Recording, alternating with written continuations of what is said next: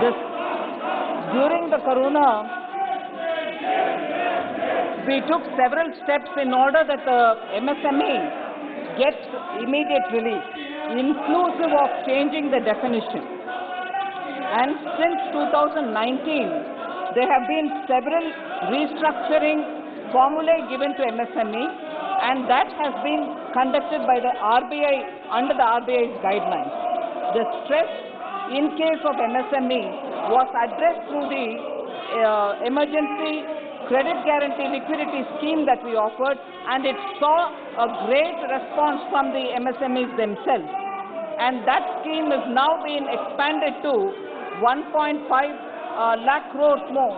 Therefore, what was 3 lakh up to 3 lakh crores given as a security, a guaranteed loan, now has been expanded by another 1.5 lakh crores. So up to 4.5 lakh crores guarantee is being given without security to give further liquidity through term loan or through working capital for the MSMEs.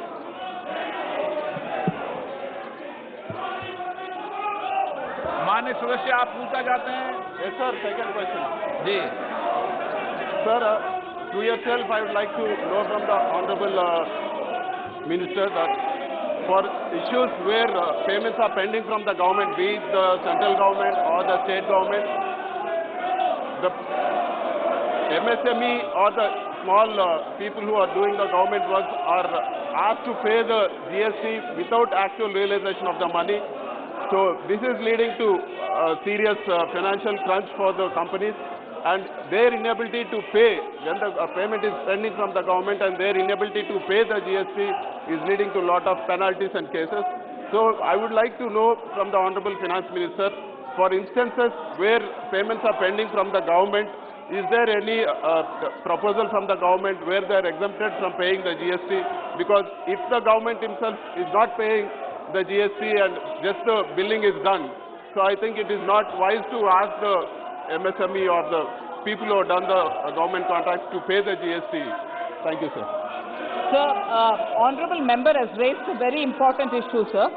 The issue of government dues to the MSMEs is a very critical issue, and the MSME Ministry, I remember Honorable Minister Gadkari ji also speaking to me about it with great concern.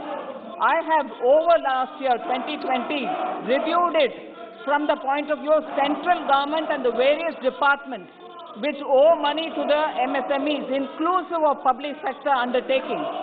We have made sure that the standard as per Rule 45-day be not crossed and all dues be paid from the government side for the MSMEs. More importantly, the TREDS platform, where these MSMEs payments can be discounted if they are on the platform, is very actively encouraged by us. Of course, as regards GST, it is the GST Council which will have to take a response and a call on how they would want the states also to get into this scheme of things, so that MSME and their dues, because when we say government dues, they are not just central government's dues, they are not just central government public sector undertaking dues, they are also dues from state governments and state-owned public sector undertakings. So as far as the central government, we have taken this position that any pending payment will have to be given within 45 days, and I'm personally monitoring it. However, as regards GST payments, the GST Council is the final authority, and it is they who have to take a call. G. Madhvi. Srimati G. Madhvi.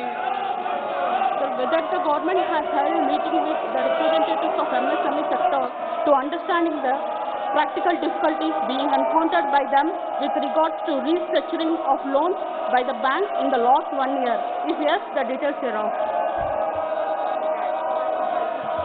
So this is a question again related to MSMEs and the payments which are due to them, and also the restructuring, which the RBI has also been very active in, that they have come up with a scheme where a 3-year lending in repo rate is made available for the MSMEs, and because of that, more and more, about 10,000 crores is what we are talking about because of RBI's intervention.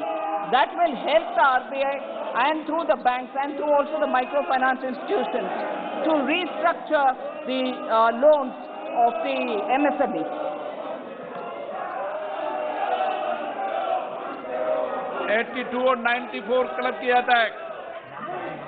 Shri नामा नागेश्वर राव, श्री नामा नागेश्वर राव,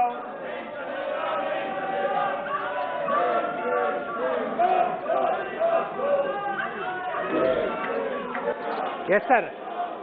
प्रश्न संख्या बोले आप 94। माननीय मंत्री जी, माननीय वित्त मंत्री जी। हाँ जी sir, credit support to MFI is an important area, sir. Only recently we have made an announcement that we shall extend more credit to the NBFCs and through the microfinance institutions from the government, and that extended amount was made an announcement just after the second wave, and through this we expect to reach small customers in the second, third Tier 3 and Tier 4 cities, so that small borrowers who need to have some money reaching them, 1.5 lakhs will be given without any security through the MFIs. This way we expect to reach the smaller towns and the MFIs which are waiting for more money to be made available to them, so that they can in turn extend further credit is being attended to by the government. E.T. Mohammad Bashir, माननीय मंत्री जी, शिक्षा मंत्री जी। अध्यक्ष जी, उत्तर सदन के पटल पर रखा गया है। Shri Sanjay Seth, question number 100, number 100। माननीय मंत्री जी। उत्तर सदन के पटल पर। माननीय सदस्य, मंत्री जी से आग्रह है कि कोरोना संक्रमण से अपने अभिभावकों को खोए हुए हैं, उनके नामांकन संबंधी कोई गाइडलाइन है क्या? उन बच्चों की शिक्षा को लेकर सरकार ने कोई व्यवस्था की है क्या? तथा सेंट्रल स्कूल को लेकर अभिभावकों को और बच्चों का आकर्षण हाल के दिनों में बढ़ा है। ऐसे में क्या सरकार केंद्रीय विद्यालय में नामांकन के सीटों की संख्या बढ़ाने पर विचार कर रही है क्या? अध्यक्ष जी, सेंट्रल स्कूल खुलने की एक विशेष